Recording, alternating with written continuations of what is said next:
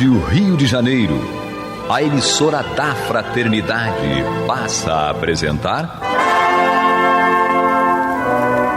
Luz na Penumbra, programa que leva ao seu coração a mensagem da doutrina espírita.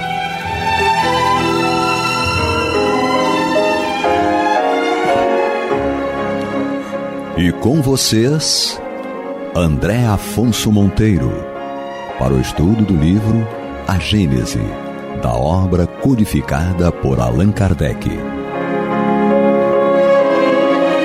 Olá, amigo ouvinte internauta da Rádio Rio de Janeiro, a emissora da Fraternidade, a rádio que toda a família pode ouvir, programa Luz na Penumbra, estudo da obra Gênese, comigo André Afonso Monteiro, Maria de Fátima Miranda Vasconcelos, e retornando depois de tudo que aconteceu, né, Miranda? Que Jesus nos conduza. O que será que aconteceu, Miranda? Não sei. Que mistério foi esse? E Eduardo Araújo surge do nada. Estou de volta, né? E coisas graves aconteceram na minha ausência, né? Maria de Fátima Ele Miranda, mimetizou os microfones à distância. Maria de Fátima Miranda falando inverdades ao meu respeito. E aí as gravações foram perdidas. A justiça divina atuou, né? E a voz dela desapareceu. Como é que pode dela, isso? Rapaz, você vê, né, que a voz dela desapareceu. Os microfones não conseguiram captar a voz dela. O que será que foi isso, Eduardo? É energia negativa, né? Nada, transcendeu, porque eu tava buscando ele. Eu tava resgatando ele em algum lugar. Será que foi o castigo divino? Castigo divino para Maria de Fátima Miranda. Vai ter que gravar tudo de novo. Pra mim, não. Pra você que tem que ficar aqui presinho a gente. Então, vamos nós. Agora com alegria, né? O grupo completo. Então diz aqui Kardec no item 35. Com a doutrina da criação da alma, a cada nascimento caímos no sistema das criações privilegiadas. Os homens são estranhos uns aos outros. Nada os une, os laços de família são puramente carnais. Não são de nenhum modo solidários com um passado que não existiam. Com a doutrina do nada após a morte, todas as relações terminam com a vida. Os seres humanos não são solidários no futuro. Então, aqui, Kardec ele vai dizer para nós que nós nascemos simples e ignorantes, ou seja, estranhos uns aos outros também, sem relações, sem esses laços consanguíneos que vão formar aqui os laços espirituais, ou seja, sem nenhum tipo de afeto, sem nenhum tipo de carinho, sem nenhum tipo de aproximação, sem algum, melhor dizendo, né, tipo de aproximação ou união ou solidariedade com esses espíritos. Ou seja, a alma é criada e, em um primeiro momento, ela não tem nenhuma afinidade com nenhum outro espírito na criação. Né, Miranda? E o que nós falamos da outra vez sobre isso, hein? Que agora a gente vai ter que falar de novo por culpa do Eduardo Araújo. A cada encarnação seria tudo zerado. Então, as relações seriam descartáveis. Qual o esforço em ser um bom filho, uma boa mãe, dedicado? Se acabou tudo, seria uma ideia do materialismo. Porque, na realidade, se você não ia somar experiência e estava sempre partindo do zero, de que adiantou as experiências e as lutas que você enfrentou para se superar, se educar? Se fosse dessa forma, não é? E aí, Eduardo Araújo? A doutrina que diz aqui é Allan Kardec, né? Com a doutrina da criação da alma no instante do nascimento, cai-se no sistema das criações privilegiadas.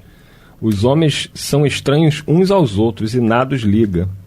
Os laços de família são puramente carnais, não são de nenhum modo solidários com o passado em que não existiu. Eu seria ateu. Eu sempre falo isso, né?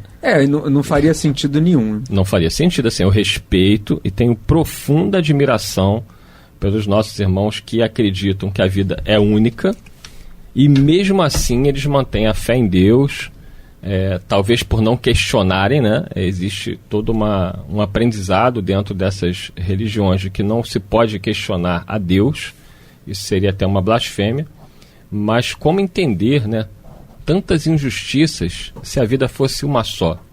Né? Por que uma criança nasce com problemas tão graves? O que ela fez para passar por isso? A culpa é dos pais. Ué, mas quer dizer que os pais erram e a criança paga? Que Deus é esse? Mas culpa de quê? Culpa de quê?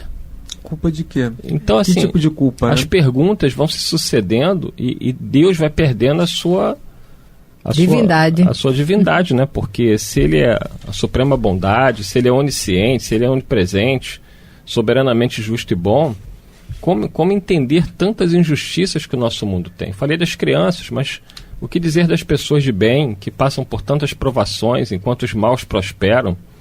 Não teria sentido, né? Essa unicidade da vida, né? Se a alma foi criada no instante ali do nascimento, não teríamos como explicar muitas coisas e claramente ficaria evidenciada a injustiça dessa divindade. E diante da injustiça, o número dos ateus com certeza seria muito grande.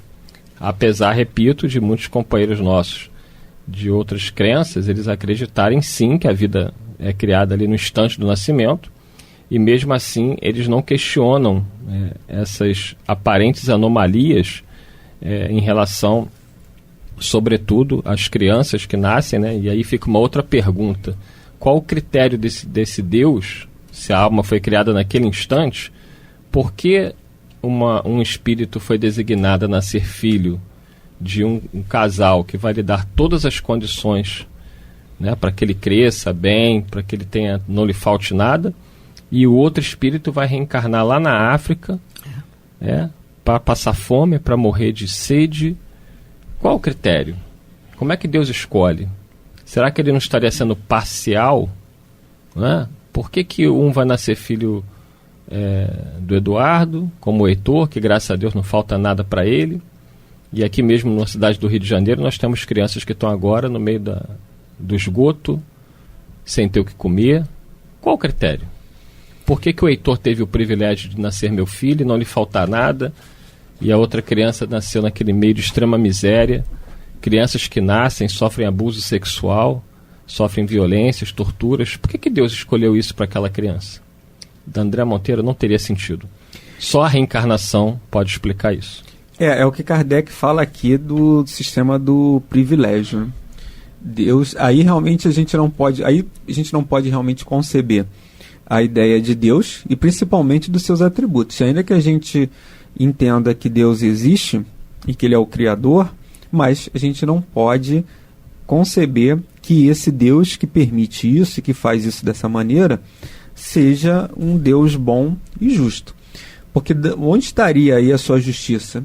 Onde residiria a justiça de Deus se ele criasse única e exclusivamente seres para uma única existência de dor, de sofrimento e de dificuldade? Onde estaria a sua misericórdia, a sua justiça? São perguntas que basicamente vão, digamos assim, desconstruir esse conceito dessa ideia da criação da alma no momento do nascimento. E vão fortalecer cada vez mais a ideia da reencarnação, o conceito da reencarnação. Porque realmente, como Kardec diz nos itens anteriores, isso aí não é razoável. Que nem, ainda que você não conceba Deus, mas se você vai conceber que existe um ente superior da natureza, não é crível, né, que isso vá acontecer sem uma justificativa. Não é crível que a gente consiga chegar a essa conclusão de uma forma razoável, a não ser que você parta da ideia do nada, né? Nascemos do nada e vamos voltar para o nada. A não ser que você parta para isso. A lei do progresso ficaria capenga. Fica completamente. Completamente. E como ele coloca também da questão das penas e gozos futuros, né? Ele fala dessa justiça, Kardec lá no item 33 fala, né, uma justiça distributiva e imparcial. Uhum. Ou seja, se essa justiça ela é imparcial e leva tudo em conta, e de alguma maneira todo mundo vai responder pelos seus atos. Senão, realmente a gente não consegue conceber a ideia de Deus, principalmente de um Deus bom e justo. E logo a seguir, quando ele continua aqui no item 35, ele vai falar, pela reencarnação, eles são solidários no passado e no futuro. Suas relações se perpetuam no mundo espiritual e no corporal. A fraternidade tem por base as próprias leis da natureza. O bem tem um objetivo e o mal suas consequências inevitáveis. Ou seja, então, pela lei da reencarnação, a gente começa... Na verdade, assim, a gente... Acho que é Emmanuel que fala isso, não sei se é Emmanuel ou se é próprio Kardec, que em algum momento fala que há uma grande solidariedade universal. Todos nós somos solidários uns com os outros, a partir do momento que a gente começa a desenvolver esse nosso princípio inteligente, porque o que acontece aqui no nosso planeta, de alguma maneira, pode afetar o nosso sistema solar e vai afetar outros planetas também. E esses outros planetas que são mais avançados, onde que existe vida mais avançada do que a nossa, de alguma maneira esses espíritos se preocupam com o nosso progresso e com a nossa evolução. Por isso que alguns até aceitam encarnar aqui para ajudar nessa nossa evolução. Sim. É sinal que existe essa solidariedade. E isso, Kardec vai informar aqui para nós que essas relações elas vão se perpetuar no mundo espiritual e no mundo corporal. Porque quando a gente desenvolve, por exemplo, o Eduardo, eu gostaria, e você, Miranda, eu gostaria de uma próxima existência, ou lá no mundo espiritual, saber como é que vocês estão. Ter notícia, né? Ter notícia, vamos nos reunir de novo, lá no mundo espiritual. E quem sabe a gente já não vem, né, de outras reencarnações, já buscando esse progresso. Se ligando pelo mesmo interesse. Pelo mesmo interesse, pelo mesmo ponto comum. Ou seja, é um afeto que a gente vai desenvolver. Eu lembro também que existem pessoas que eu convivi nessa existência que eu não tenho mais contato, por algum motivo a gente se desencontrou e o destino não nos reuniu de novo, não aconteceu aquele acaso, né, da gente se reencontrar. Mas, sempre que eu tiver a oportunidade, seja aqui, seja no mundo espiritual, eu vou querer saber como é que essa pessoa está. Óbvio, sem contar o nosso pai, né, a nossa mãe, que já foram para o mundo espiritual. Esses, com certeza, né, a gente reza ali, ora e torce para quando desencarnar, em algum momento, poder ter contato com eles. Porque já desenvolvemos esse carinho, essa fraternidade e esse afeto. São pessoas que involuntariamente, inconscientemente, a gente vai buscar.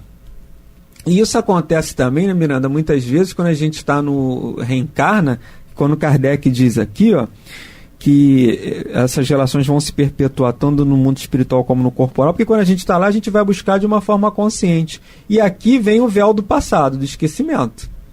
Talvez a gente não reencarne no mesmo núcleo familiar. Mas inconscientemente a gente busca essas pessoas e como estamos atraídos, a gente vai desenvolver.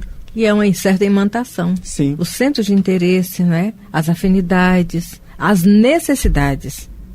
As necessidades. Porque perante a lei de Deus, o que nos une são as nossas necessidades. Eu lembro até de um caso do nosso amigo Todinho, o Alexandre Almeida. Eu estou lembrando dele. O Todinho, nosso Alexandre Almeida, participa lá do debate com a gente, eu o conheci no 2º grau, nós estudávamos lá no Oscar Tenório e Marechal Hermes. Aí naquela época não existia WhatsApp, não existia nada disso, né? Nem telefone celular o pessoal tinha, nem telefone fixo, que era uma fortuna. E terminou, nós nos desencontramos, passaram assim anos, muitos anos, mas quase uns 10 anos mais ou menos, a gente se reencontra na Faculdade de Direito, na Universidade de Direito. Lá a gente estudava no mesmo campus, que era lá da Estácio da Nova América, só que em períodos diferentes a gente se reencontrou uma única vez. Eu não sei se a gente chegou a trocar número de telefone. E aí nós começamos a conversar, descobrimos que tinha um ponto em comum, que era a doutrina dos espíritos. Falamos até na época sobre um caso, um livro que tinha psicografia nos tribunais, que estudava o caso de Chico Xavier, como a psicografia ajudou a absorver um rapaz, e nos desencontramos de novo. Isso deve ter sido em 2001, 2002, e depois a gente foi se reencontrar, não por acaso, que a Miranda era amiga em comum, sim. Tanto dele. Então você vê como é que a gente está unido ali. Ainda que a gente se distanciou, o tempo nos aproximou de novo. Porque muito provavelmente a gente já tem uma relação, um afeto, né, uma fraternidade de outras existências. A ninguém estamos ligados por acaso. Não. E isso se dá tanto pelo bem como pelo mal também, né? Me convidaram para fazer um estudo, uma palestra, no Centro Espírita de Rocha Miranda, Bezerra de Menezes. Eu fui. Lá conheci o Alexandre. Ele seguiu o caminho dele. Depois, convidamos ele para fazer um estudo lá no Filho de Deus, no Curupaiti. Marcamos a data, o seu Jorge avisou ele foi. Ele se envolveu nas tarefas do Curupaiti, do Filho de Deus, e a amizade ficou até hoje. Ficou ali, né? Ou está lá ajudando na administração? Ele é parte da diretoria, né? Precisaram dele, convidaram e ele se dispôs. Muito bem. Eduardo Araújo, que está aí quieto, refletindo sobre a vida. Será que Eduardo Araújo é um parente espiritual nosso de outras existências, Miranda? Será que a gente está ligado pelo amor? Pelo quê? Meu Jesus. Mas o que vocês estão falando aí é a preocupação de muita gente, né? Todo mundo quer desencarnar e reencontrar os seus afetos. Só que as pessoas esquecem que você tem que merecer. E então a gente precisa fazer por onde, nessa vida, se comportar de tal maneira em que a gente seja digno de estar ao lado daqueles que a gente ama. Agora, a pessoa passa a vida falando mal dos outros, passa a vida fazendo fofoca, intriga, maledicência, alimentando ódios, mágoas, uma pessoa de coração endurecido, que não perdoa, aí quer desencarnar e quer dar abraço, estar junto daqueles que ama. Então, assim, ou a gente entende que é uma questão de merecimento, ou vai se surpreender. O André Luiz, quando desencarna, ele encontra a mãe, e pergunta pelo pai, pergunta pelas irmãs, não é? E estava todo mundo no umbral lá, todo mundo numa situação delicada, entendeu? Só a mãe, sozinha, né? A mãe do André Luiz sozinha, toda a família dela estava no umbral, inclusive o próprio André Luiz. E ela tendo que ajudar toda a família. Aí você imagina o testemunho de renúncia dessa mulher. Um espírito já numa condição mais elevada, mas com sentimentos, né? As pessoas acham que o espírito elevado não tem sentimento. Você vê toda a sua família ali em sofrimento, né? O marido dela numa situação ainda mais crítica, as mulheres que ele se envolveu, né? Traindo ela junto com ele, ali no umbral, né? Em condições degradantes de sofrimento, as filhas também perturbadíssimas. O próprio André Luiz, nós vemos o relato dele no livro, né? O tempo que ele fica lá naquela situação. Então, é claro que os espíritos nos mostram que é plenamente possível, é plenamente viável esses reencontros, e muitas vezes, quando as pessoas estão nos velórios chorando, o desencarnado está sorrindo porque está ali abraçando, né, afetos, né, que o precederam na vida espiritual, e é um momento de muita alegria. Mas a gente não pode deixar de falar a verdade. Isso é para quem buscou e mereceu. O Humberto de Campos, em uma das suas obras, ele narra o caso da Diana. Se eu não me engano, o nome do capítulo é Estranha Hereditariedade, alguma coisa assim. E nesse capítulo ele começa falando, ele conhece essa entidade no mundo espiritual, ele diz que nunca tinha conhecido nenhum espírito com a beleza dela. Ele não fala da beleza física, né? Mas daquilo que ela, digamos assim, exteriorizava para ele. E aí ele se aproxima dela, começa a fazer aquela entrevista de praxe, e ela assim, meu irmão, você não sabe, que ele pergunta, como é que você chegou a esse estágio? E ela narra, ela era uma pessoa muito egoísta, vaidosa, e orgulhosa enquanto esteve aqui. E ela se demorou anos nessas paixões. Anos. E esses vícios iam destruindo os lares, as relações dela, as famílias dela. E o que aconteceu? Foi todo mundo foi evoluindo e ela foi ficando. Chegou uma hora que ela se cansou. Ela diz, ela foi socorrida por uma senhora, e essa senhora contou como é que ela conseguiu fazer e deu a receita para ela.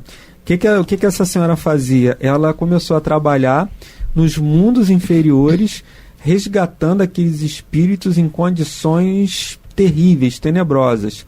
E aí aceitou reencarnar e ser mãe de alguns deles. E aí esses espíritos reencarnaram em condição muito ruim, pobreza, miséria, e com isso ela foi ali vencendo e terminou o final da jornada a sua digamos, a sua evolução. E a Diana faz a mesma coisa, ela escolhe 4, reencarna, os 4 reencarnam como filho dela, ela casa, fica viúva. Se eu não me engano, eram 3 cegos e um aleijado, ou eram 3 aleijados e um cego. Foram morrendo, acho que por fim só fica um cego, e ele morre, ele desencarna, acho que com 40 anos, foi um dos últimos a desencarnar. Ela já tinha 70, e ao final dos 70 anos ela desencarna também. E ela diz que pensou em se prostituir, porque ela fica viúva, sem dinheiro, tinha que mendigar. Ela pensa em se prostituir, fazer tudo errado. Mas ela consegue vencer, e ao final ela informa, né, que ela foi, digamos assim, ela teve êxito porque ela consegue vencer o orgulho, a vaidade e o egoísmo dela, com a ajuda desses 4 espíritos que reencarnaram em condições de muita dificuldade e fizeram com que ela vencesse, né, tivesse êxito nessa prova dela, justamente porque ela não sucumbiu às tentações que ela sofria, né? Então você vê como é que esses laços, como é que eram espíritos que ela não tinha ligação afetiva. Mas toda a nossa relação é com a vida. Resumindo, a receita que a senhora falou para ela foi abnegação e devotamento. Foi.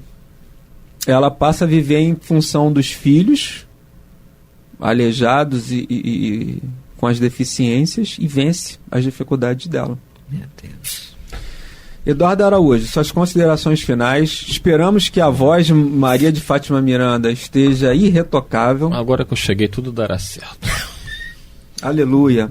Glória a Deus. É isso, meus irmãos, que Deus nos abençoe, né? Que possamos ser dignos de merecermos, né, essa dádiva de, quando chegar o nosso momento de retorno ao plano espiritual, termos a alegria que teve, por exemplo, o nosso Frederico Figner, né? O irmão Jacó, no livro Voltei, né, que foi recepcionado pela sua filha, por Dr. Bezerra de Menezes e por um amigo espiritual que o acompanhava, né? E mesmo assim não foi fácil. Não. Mesmo assim não foi fácil.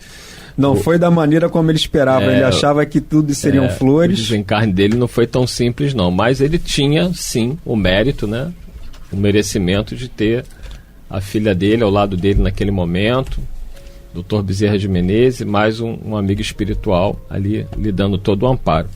Porque vai ser um momento difícil para todos nós, né? Claro que a reencarnação, ela é mais difícil, ela é mais complexa. Mas o retorno ao plano espiritual é um momento muito importante, né? Um momento de dificuldade, você está deixando família, você está deixando tarefas, e a gente tem que voltar em paz. E, sobretudo, sob o amparo dos nossos amigos espirituais, familiares. Acho que é o que marcou esse estudo de hoje, e que a gente busque isso, fazendo bem, evitando o mal, fazendo a caridade. A gente com certeza vai ter esse merecimento, né, essa bênção de estar sendo acolhidos por amigos espirituais e, sobretudo, que é o desejo da maioria das pessoas, né, o reencontro com seus familiares, seus entes queridos. Nada na evolução é descartável, tudo é reciclável, né? Que Jesus nos conduza. Muita paz a todos. Muita paz. Você está ouvindo o programa Luz na Penumbra.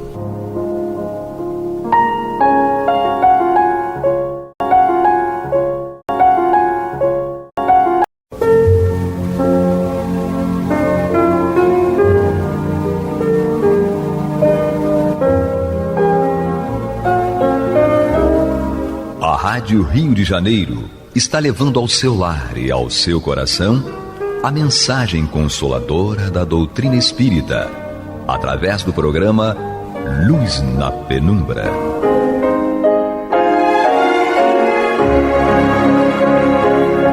E agora com vocês, Nádia do Couto Vale, para comentar o céu e inferno ou a justiça divina segundo o Espiritismo, da obra codificada por Allan Kardec.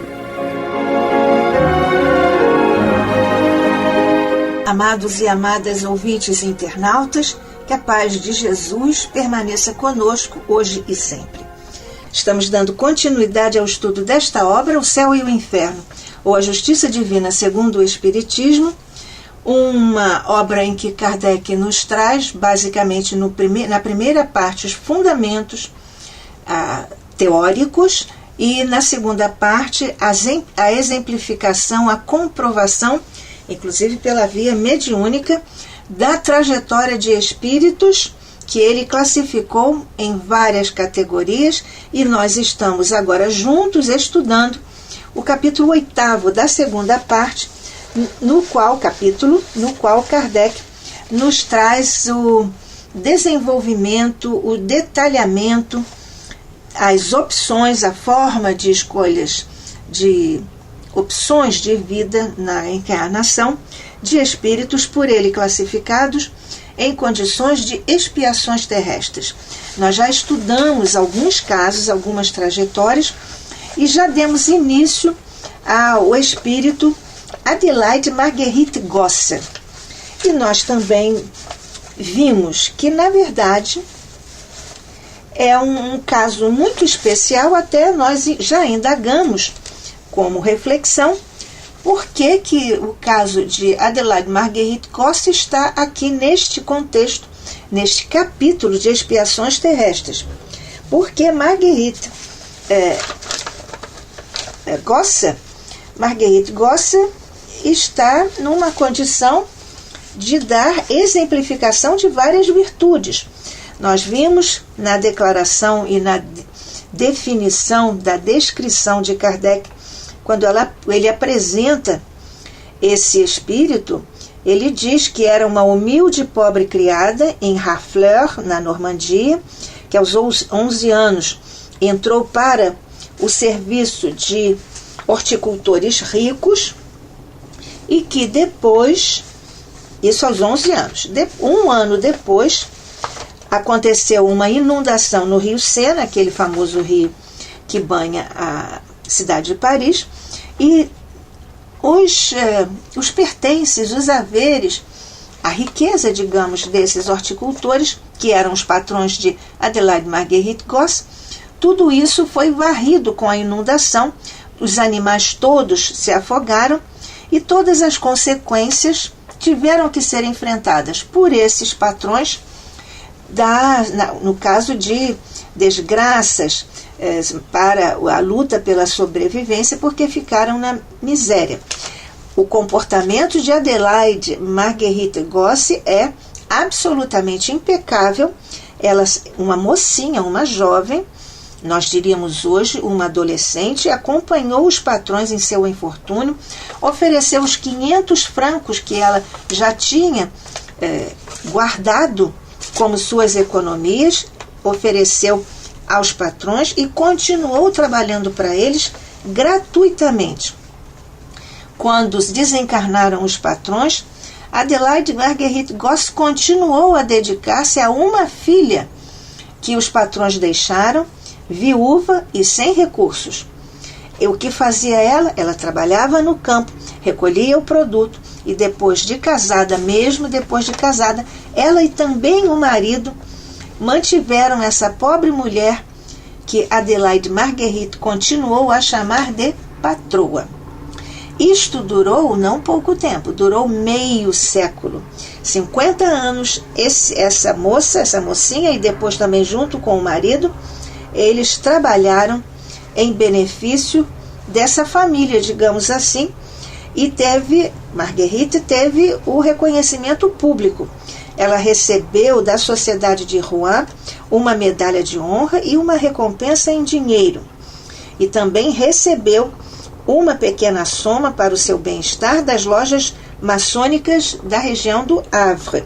E ainda da administração local, Harfleur, ela também recebeu discretamente uma ajuda para não ferir-lhe a sensibilidade, se esse foi o intento quando se lhe ofereceram essa ajuda, ou essa recompensa, ou esse reconhecimento.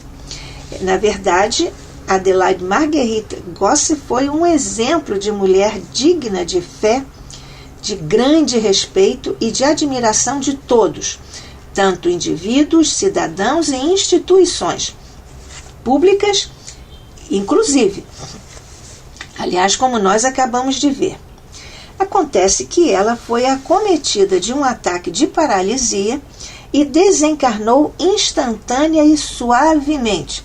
Com esse tipo de vivência que ela escolheu ter, de abnegação, de solidariedade, ela partiu suavemente e instantaneamente, portanto, não sofreu antes da desencarnação.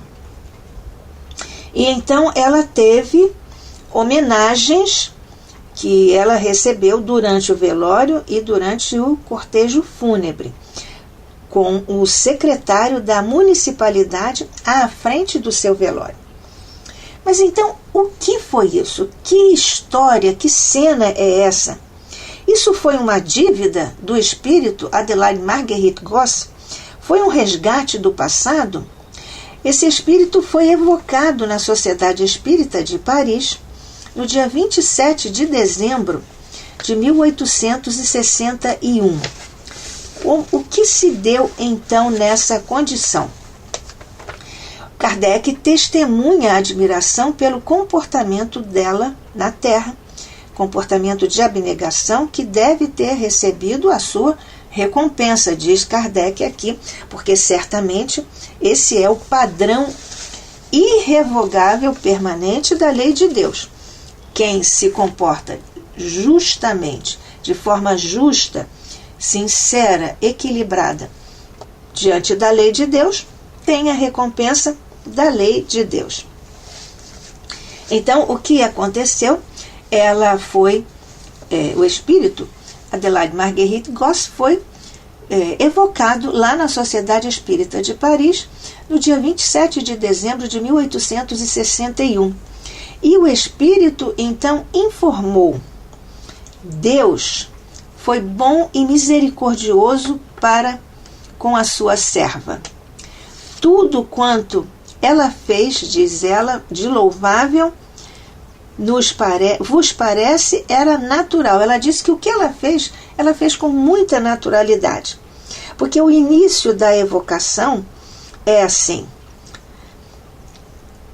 ao Deus onipotente, rogamos nos permita a comunicação do espírito de Marguerite Gosse.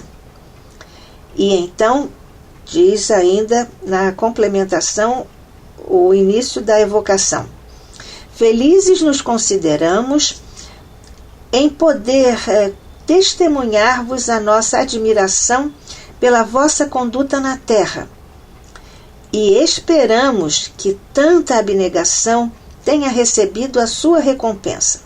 E ela responde: sim, Deus foi bom e misericordioso para com a sua serva. Tudo quanto fiz e louvável vos parece, era natural. Então há aí uma outra questão. Podemos dizer-nos, para edificação nossa, qual a causa da humildade de vossa condição terrena? Pergunta se ela poderia dizer, porque é absolutamente impressionante como ela transitou tão abnegadamente, tão tranquilamente, tão naturalmente, através dessa encarnação, do desenho dessa encarnação assim posta. Então ela responde: em 2 encarnações sucessivas, ocupei posição assaz elevada, sendo-me fácil a prática do bem, que fazia sem sacrifício, sendo como era rica. aqui nós também já refletimos juntos a respeito do que nós costumamos julgar e avaliar. Nós costumamos dizer assim: se hoje está pobre é porque, na verdade, malbaratou riqueza na encarnação passada ou em mais de uma. Se está doente é porque desprezou e maltratou a saúde e assim subsequentemente. Será que isso aconteceu com Marguerite Goss? Será que ela, rica, malbaratou a riqueza? Não, pelo que ela diz aqui, não. Ela diz: em duas encarnações sucessivas, ocupei posição assaz elevada, sendo-me fácil a prática do bem. Portanto, ela era rica e praticava o bem, que fazia sem sacrifício, diz ela, sendo como era rica. Agora, a autoavaliação e o desejo de evoluir. Diz ela: pareceu-me, porém, que me adiantava lentamente, e por isso pedi para voltar em condições mesquinhas. Na verdade, ela pediu para voltar no outro lado da moeda, no oposto. Ela era rica, pediu para voltar em condições mesquinhas, nas quais, declara ela à mesa mediúnica, nas quais houvesse mesmo de lutar com as privações. Então é o grande desejo e o grande planejamento desse espírito, porque estava livre para planejar a sua encarnação, porque não devia nenhuma retificação, nenhuma corrigenda desse ponto de vista de malbaratar os recursos. Mas foi ela mesma quem pediu para adiantar-se, para acelerar a sua vida de progresso, moral, naturalmente. Para isso, me preparei durante longo tempo. Aqui uma informação preciosíssima, porque transitando da riqueza para a pobreza extrema, ela precisou de longo tempo para se preparar para, psiquicamente, inclusive, para emocionalmente, para essa prova que ela própria resolveu espontaneamente pedir.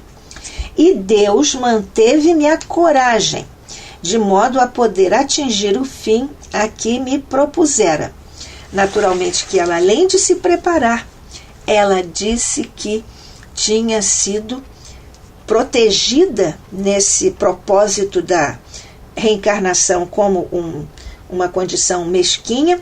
Ela precisou também de Deus fortalecendo-lhe a coragem para que ela pudesse atingir o fim a que se propusera, ou seja, acelerar o seu processo evolutivo através dessa mudança de condições da riqueza para a pobreza. Lembramos que essa transição não se faz assim tão facilmente, mesmo no caso de esse espírito desejar, precisou preparar-se. Mas nós sabemos que muitas vezes essa transição é por força de expiação, e nós estamos aqui estudando o campo das expiações terrestres no capítulo 8º da segunda parte desta obra, O Céu e o Inferno, ou a Justiça Divina segundo o Espiritismo. Eu, Nádia do Couto Vale, e você, amigo, amiga, ouvinte, internauta, aqui na Rádio Rio de Janeiro, no programa Luz na Penumbra, estudamos esta obra. E dando continuidade a esta entrevista à mesa mediúnica, nós aqui constatamos que mais uma pergunta muito direta para nos auxiliar no entendimento, porque além disso ela precisou se preparar, e aqui esse ponto é muito importante. Nós precisamos nos preparar para tudo, anteciparmos, fazermos planejamento para termos alguma garantia de sucesso no objetivo que tenhamos traçado para a nossa existência, para a nossa encarnação. É claro que muitas pessoas, lamentavelmente, fazem planejamento para o mal, ou então para serem bem-sucedidos exclusivamente do ponto de vista material. Não há nenhum mal em fazermos esse planejamento para termos alguma recompensa material com um trabalho digno. Porém, esse não deve ser o mote, o objetivo, o foco da nossa encarnação. Mas planejar para estar pronto é absolutamente necessário. Nós lembramos aqui o grande escritor, um dos maiores na história da humanidade, da literatura, William Shakespeare, o inglês. Ele escreveu uma das obras mais famosas dele, que é Hamlet. E lá o príncipe dinamarquês Hamlet diz a certa altura: "The readiness is all", ou seja, estar pronto é tudo. E aqui nós vemos a corroboração disso quando o próprio espírito Adelaide Marguerite Gosse pediu para transitar de 2 encarnações sucessivas na riqueza para uma encarnação em condições mesquinhas. E esse espírito, mesmo desejando fazer isso, se preparou e reconhece que precisou e recebeu, precisou da ajuda de Deus e recebeu, como sempre, todo pedido que nós fazemos ao nosso Pai Celestial a respeito de nossos projetos no bem, temos sempre uma recompensa, uma resposta imediata nesse propósito. Então, mais uma pergunta à mesa mediúnica. Já tornastes a ver os antigos patrões? Dizei-nos qual a vossa posição perante eles, e se ainda vos considerais deles subalterna. Aqui, como ela continuou a chamar, inclusive a filha dos antigos patrões, depois que eles desencarnaram, de patroa, de ela ter sido subalterna, empregada, mais de meio século com eles. Então, como é que seria a percepção ou a posição dela no plano espiritual quando desencarnou? E ela responde: vi-os, pois, quando cheguei a este mundo, já aqui estavam. Humildemente vos confesso que me consideram como lhes sendo superior. É uma condição absolutamente normal, uma vez nós até já juntos refletimos sobre isso, sobre as várias nuances, as várias virtudes que a trajetória de Marguerite Gosse nos deu. Renúncia, solidariedade, solicitude, desprendimento, abnegação, solicitude, solidariedade, tudo isso está exemplificado na trajetória de Adelaide Marguerite Gosse. Portanto, aqui está a resposta, porque Deus culminou a sua trajetória, porque ela deu cumprimento exato, amoroso, evangélico à sua proposta de aceleração em seu próprio processo e projeto evolutivo. Tinhais qualquer motivo, indaga Kardec à mesa mediúnica, tinhais qualquer motivo de afeição para com eles, de preferência a outros quaisquer? Ou seja, se ela tinha alguma dívida de reconhecimento, se ela devia alguma coisa a esses patrões do ponto de vista moral. E ela responde: obrigatório nenhum motivo. Não tinha nenhum motivo obrigatório, visto que em qualquer parte conseguiria o meu objetivo. Ou seja, se ela tivesse encarnado em condições mesquinhas diante ou no seio de outras famílias, várias outras famílias com vários perfis de famílias ricas, ela teria atingido o mesmo objetivo, porque o seu objetivo era desenvolver a humildade, a abnegação, a solidariedade nessa condição de inferioridade social. Mas nós vemos que tantas vezes a inferioridade nos valores da Terra, que são os valores sociais, em que há uma hierarquia social, mas do ponto de vista moral, ela certamente estava acima. Tanto que, quando retornou ao plano espiritual, os próprios ex-patrões nela reconheciam superioridade em relação a eles. Então, nessa condição, há ainda uma outra pergunta ao espírito Adelaide Marguerite Gossen. Que futuro julgais que vos aguarda, ou que vos aguarde no plano espiritual? E ela disse: espero a reencarnação em um mundo onde se não conhecem dores. Uma abnegação, uma solidariedade que continua. Ela quer ir para um lugar onde não haja mais essas dores que ela enfrentou. E nós sabemos que é um mundo de expiação e provas. Talvez me julgueis muito presunçosa, diz ela. Porém, eu vos falo com a vivacidade própria do meu caráter. Além disso, submeto-me à vontade de Deus. Essa é a chave desse espírito. Submetendo-se à vontade de Deus, inclusive quando era rica, praticava caridade, quis reencarnar com mais para acelerar o seu processo evolutivo, em condições mesquinhas, fez a vontade de Deus, praticou a caridade com absoluta abnegação.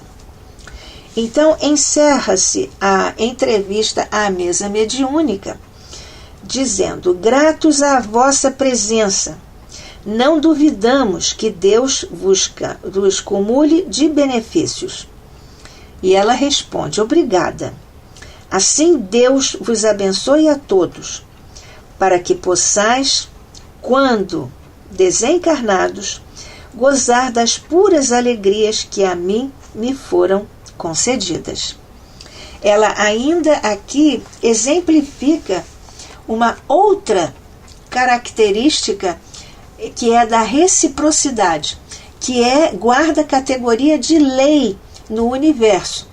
A reciprocidade que está na oração de Francisco, na oração do Pai Nosso, está nas palavras de Paulo, que é a reciprocidade com categoria de lei no universo e que está posta. Vamos fazer ao outro aquilo que nós desejamos que nos façam.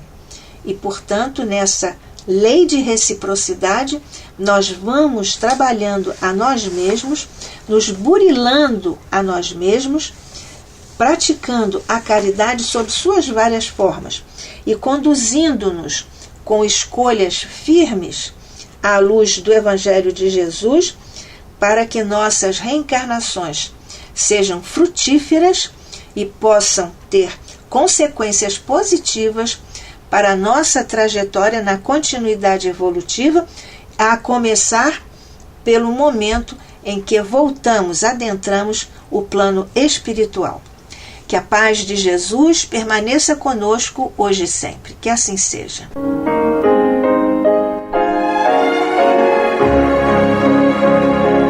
E vamos ouvir agora a prece de encerramento de nosso programa, na voz de Geraldo de Aquino. Jesus, dá-nos coragem para a luta, piedade para os insultos e misericórdia para as injustiças e ingratidões. Limpa nossa alma de inveja e ambições mesquinhas, de ódio e de vingança o nosso caminho. E que dentro em pouco, ao recolher-nos de novo ao calor do nosso leito, para que o sono nos dê a paz e o esquecimento das tristezas humanas, possamos sentir, Senhor, no mais íntimo de nosso ser, a doçura indefinível do Teu amor e a grandeza incomparável da Tua divina presença.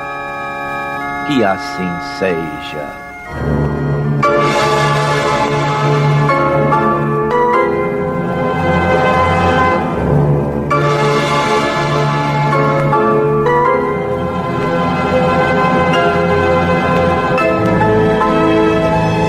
Acabamos de apresentar o programa Luz na Penumbra, que voltará a ser apresentado amanhã às 21 horas nesta emissora.